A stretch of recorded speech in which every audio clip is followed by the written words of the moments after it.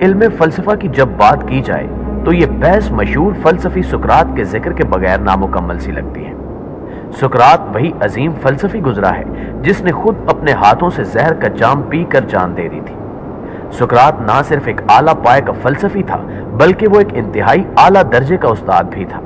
मशहूर फातेह सिकंदर आजम भी सुकरात का शागिर्द था और दुनिया में बड़ा नाम पाने वाले फिलासफर अरस्तु और अफलातून भी इसके खास शागिर्दों में से थे। तो दोस्तों जरा सोचें कि जिस शख्स के शागिर्द इस कदर नामवर गुजरे हों वो खुद इल्मी एतबार से किस कदर बड़े कद का हामिल होगा, और अगर इसके भी उस्ताद के हवाले से बात करें तो क्या ही दिलचस्प और समा अंगेज मालूमात हासिल होंगी।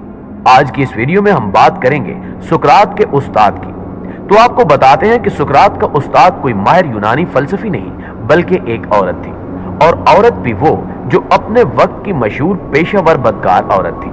इस औरत का नाम एस्पासिया था। तारीख में इसका सने पैदाइश 470 कबल मसीह बताया जाता है। ये अपने दौर की इंतहाई काबिल औरत थी। आज तक इसका सानी तारीख में नजर नहीं आ सका। इसकी कहानी से हमें यह सबक मिलता है कि इल्म काबिलियत किसी की मीरास नहीं है बल्कि ये अल्लाह ताला की तरफ से वदीयत करता है, वो जिसे चाहे नवाज दे। तो दोस्तों हम बात कर रहे हैं एस्पासिया की। एस्पासिया तुर्की के शहर मैलेटिस में पैदा हुई जिसका मौजूदा नाम ईदैन है। एस्पासिया बहुत कम उम्र में ही यूनान हिजरत कर गई और यूनान के शहर एथेंस में मुहाजिर की हैसियत से दाखिल हुई। ताहम इस बात के हवाले से तारीख में कोई वाकया या वजह नहीं मिल पाई कि इसको किन वजूहात की बिना पर अपना शहर छोड़कर यूनान जाना पड़ा। लेकिन बाद अज़ां जिस दर्जे की इल्म हिकमत एस्पासिया में देखी गई, इससे इस बात का अंदाजा जरूर होता है कि इसकी तालीम और तरबियत का इंतजाम अच्छा खासा रहा होगा, जो इस बात की गवाही देता है कि एस्पासिया का ताल्लुक यकीनन किसी अमीर घराने से रहा था। उस वक्त यूनान में जो कवानीन राज थे उनके मुताबिक जो शख्स चाहे वो मर्द हो या औरत हिजरत करके यूनान आता था, उसे किसी भी किस्म के हकूक हासिल नहीं होते थे और इसे वहां रहने के लिए टैक्स अदा करना पड़ता था। मर्द तो मेहनत मजदूरी करके किसी न किसी तरह अपना गुजारा कर ही लेते थे, लेकिन औरतों के लिए वहां रहना बहुत मुश्किल था, क्योंकि बैरूनी इलाकों से आने वाली औरतों को ना तो वहां किसी मर्द से शादी करने की इजाजत होती थी और ना ही वो काबिल इज्जत रोजगार हासिल करके अपनी जिंदगी बसर कर सकती थी। इस सब की वजह से औरतों के पास एक ही रास्ता बचता था कि वो अपना जिस्म बेचें और अपना खर्चा चलाएं और इसके साथ साथ हुकूमती टैक्स भी अदा करें। चुनांचे इस सूरत हाल को देखकर एथेंस आने के बाद एस्पासिया ने भी यही रास्ता इख्तियार किया। एस्पासिया ना सिर्फ आला घराने से ताल्लुक रखती थी बल्कि इसके पास इल्म अदब की इजाफी खूबी भी मौजूद थी, और सोने पर सुहागा ये कि वो एक कम उम्र और इंतहाई खूबसूरत दोशीजा थी। जल्दी एथेंस शहर में एस्पासिया की शोहरत फैल गई। चूंकि एस्पासिया इल्मी काबिलियत के लिहाज से काफी आगे थी, इसलिए इसका दर्जा यूनान की सब तवायफों से मुमताज था। एस्पासिया के पास बोलने का फन भी था। जो कोई भी इसकी हिकमत से भरपूर बातें सुनता इसका दीवाना हो जाता। इसी वजह से बड़े बड़े उमरा और फौजी ओहदेदार, यहां तक कि अपने दौर के निहायत जय्यद मुफक्कर और जनरल जैसन ऑफ लीरा के साथ भी इसके काफी अच्छे ताल्लुकात बन गए। इन सब खूबियों से मुज़य्यन एस्पासिया एक जिस्म फरोश औरत से मशहूर हैट्रा बन गई। कदीम यूनान में हैट्रा से मुराद ऐसी औरत है जो कि ब्रोथल यानी फहाशी के अड्डे की मालिक होती थी, जिसके जेरे साया कई जिस्म फरोश औरतें अपना कारोबार किया करती थी। कहने को तो यह फहाशी का अड्डा था जहां की ब्रोथल एस्पासिया थी, लेकिन यहां इल्म के मुतलाशी हजरात भी आया करते थे और एस्पासिया की इल्मी तकारीर सुनते थे। यहां तक कि उस वक्त का यूनान का एक सियासतदान एस्पासिया की इल्मी काबिलियत से इस कदर मुतासिर हुआ कि इसको बीवी बनाने की ख्वाहिश कर ली और इसको एस्पासिया ने भी कबूल कर लिया। इस शादी से पार्कलस के यहां एक लड़का भी हुआ। यह शादी इसे काफी रास आई और वो यूनान का सबसे पुरअसर शख्स बन गया। इसकी गुफ्तगू का अंदाज और तकारीर ऐसी होती कि यूनान का हर शख्स इस पर एतबार कर लेता।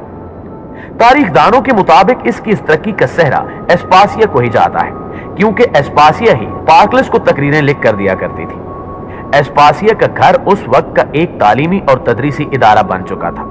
यहाँ शहर के बड़े बड़े फिलासफर, इंटेलेक्चुअल और माहिर उलूम आते थे और वहां इल्म दानिश की महफिल सजा करती थी। इन बड़े नामों में से एक नाम सुकरात का भी था। सुकरात भी एस्पासिया से इल्म हासिल करने वालों में शामिल था। कुछ मुअर्रिखीन ये भी दावा करते हैं کہ سقراط کا مشہور زمانہ سوکریٹک میتھڈ بھی دراصل اسپاسیہ کا ہی وضع کرتا تھا۔ سقراط کے علاوہ افلاطون کی تحریر میں بھی اسپاسیہ کا انداز بیان ملتا ہے۔ 440 قبل مسیح ایک ناخوشگوار واقعہ پیش آیا جب سیموز نامی ایک جزیرے کے باسیوں نے اسپاسیہ کے آبائی شہر میلٹس پر حملہ کر دیا۔ میلٹس نے اس پر ایتھنز سے مدد طلب کی۔ اس صورتحال میں ایتھنز کے حاکم یعنی پارکلس نے منصف بننے کی تجویز پیش کی۔ سیموز نے اس پیشکش کو رد کر دیا۔ اس وجہ سے اب مجبوراً ایتھنز کو سیموز پر حملہ کرنا پڑا۔ نتیجے کے طور پر سیموز کو تو شکست ہو گئی، مگر اس جنگ میں لاتعداد یونانی فوجی ہلاک ہو گئے۔ ان ہلاکتوں کی وجہ سے ایتھنز کے عوام میں غم و غصے کی لہر دوڑ گئی۔ لوگوں نے اس سب کا الزام اسپاسیہ کے سر پر رکھ دیا۔ ان کا کہنا تھا کہ پارکلس نے اپنی بیوی کو خوش کرنے کے لیے اس کے آبائی وطن کا ساتھ دیا اور ہمارے جوانوں کو موت کے منہ میں بھیج دیا۔ اس الزام کی وجہ سے اسپاسیہ کو مقدمے کا سامنا بھی کرنا پڑا۔ اس کے ماضی کو بھی گھسیٹا گیا اور اس کی ذاتی زندگی پر بھی حملے ہوئے، لیکن اسپاسیہ نے ان حالات کا کافی ہمت اور حوصلے سے مقابلہ کیا، کیونکہ پارکلس اسپاسیہ کے ماضی کو بھلا کر اس سے دیوانہ وار محبت کرتا تھا۔ ناظرین گرامی، 429 قبل مسیح میں یونان میں طاعون کی وبا پھیل گئی۔